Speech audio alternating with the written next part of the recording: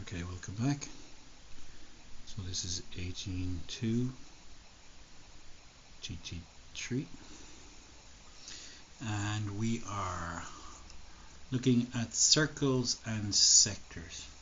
So just to go through the theory by the book, so 360 degrees we can call a full revolution. That's 100% true.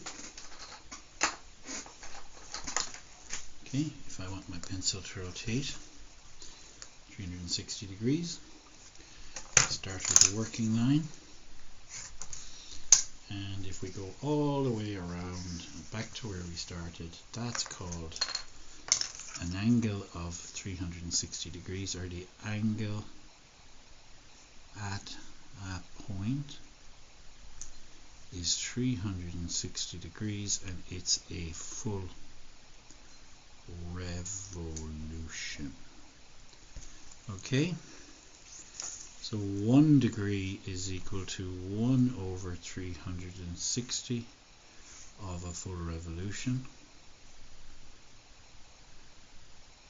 So basically revolution is a very large measure and a degree is a very small measure.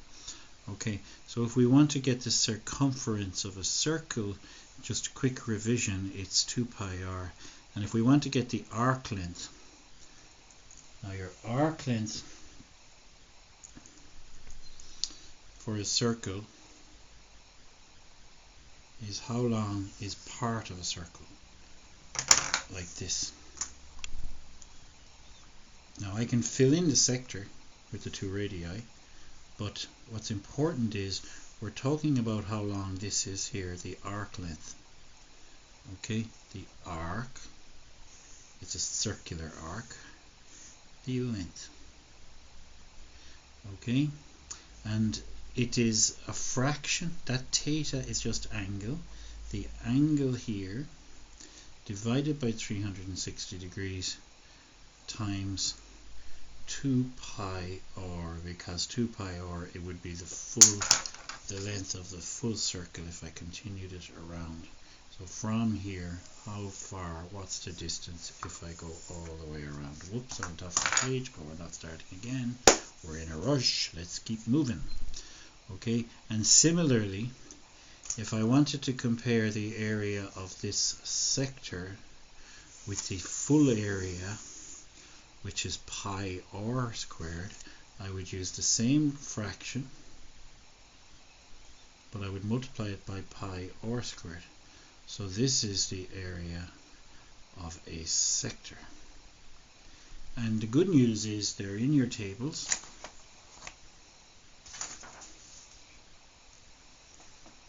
Where are the tables?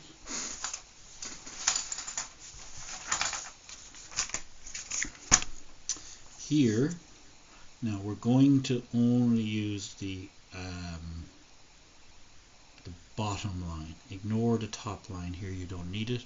So the bottom line tells you the length L of the arc and the area of the sector. So here's your 2 formulas, and that's great.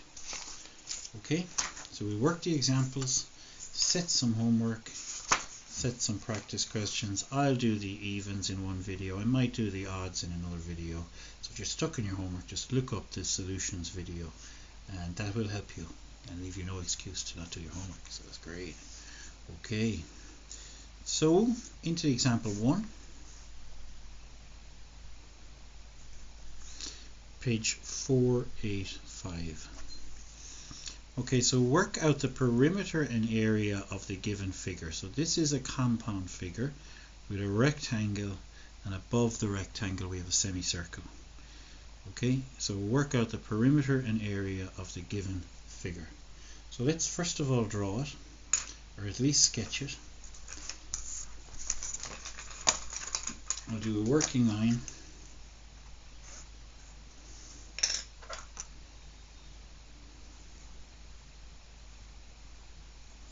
A semicircle. And I'm only sketching here now, so it doesn't have to be very accurate or anything. And a rectangle at the bottom. Okay, so I have 28 centimeters here, I have 35 centimeters here, and that's all. But what I can deduce from that is that the radius equals 14 centimeters. Okay, so let's work out the perimeter first. So for the perimeter, we're going to start here, go all the way around and up around here. Okay, so we're going to have 2 by 35 plus 28 plus, now to be careful here, the formula for the perimeter of a circle is 2, or the circumference of a circle is 2 pi r. So the formula for this bit here is pi r, because it's half of this. Okay, so it's plus pi plus 14 pi. Okay, so I'm going to put this in my calculator. Most of you have the older calculator, this is a better calculator. Here we are. So we'll turn on my calculator and I'll go 2 times 35 plus 28 plus 14 pi, and I'll do shift equals to get the decimal answer, and it's equal to 142 centimeters to, and we can write here is an element of the natural numbers when you round to the nearest decimal. Okay, and I have that right. I'm delighted with myself. Woohoo! Got it right. Okay, now the area, and then we're going on to get the area. Now to get the area, we will get the area of a semicircle,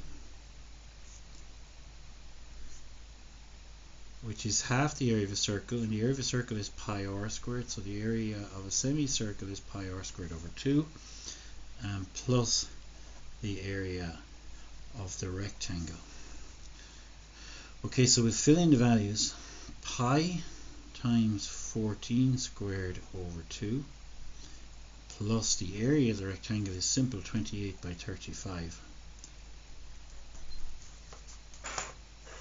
Okay, so clear the last answer. We have a fraction bar, pi by 14 squared over 2. Why is it over 2? Because it's a semicircle. Come out from under the fraction, plus 28 by 35 equals 1288, we'll say. 1288 rounded up, and I'll just say is an element of n to say I've rounded up. 1288 centimeters squared and centimeters. Okay, we've our example done. First example. On we go to example 2. So in example 2, we sketch it. If I want to sketch it slightly accurately, I can use my 60 degree. So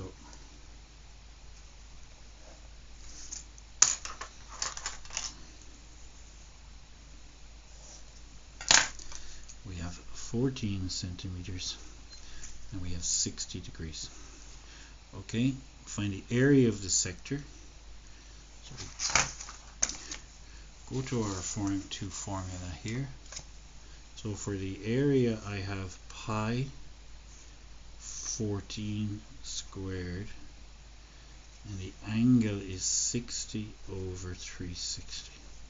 And I can put all that into my calculator and I'll get the area in centimeters squared. Okay. Now I can, because it's a fraction, I can start with a fraction, and that'll look after this in a minute. Okay, it's a nice trick. So pi by 14 squared by 60 above the line and by 360 below the line. Okay, and that's 102.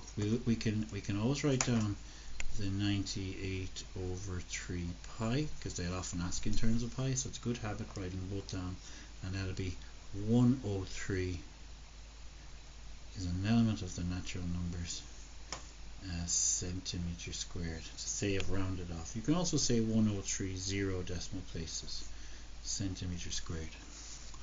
Okay, and the second part of the question is to find the length of the arc. Okay, so the length of the arc equals 2 pi r 2 pi r, and again we're going to have 60 over 360. Okay, so you fill that into your calculator and you get 14.66 cent. No, you don't. Do you? Yeah, you get 14.66. Let's do it. I won't trust them. Okay, so you've got your fraction bar, 2 by pi by 14 by 60 over 360, shift equals 14.66. Let's look at the actual value, 14 over 3 pi centimeters and 14.66 centimeters, and if we're rounding it's 14.7, 1 decimal place, centimeters. Okay, and then we're on to homework in section 18.2. I'll do them separately as evens and odds, and as always students, I will see you in the next one.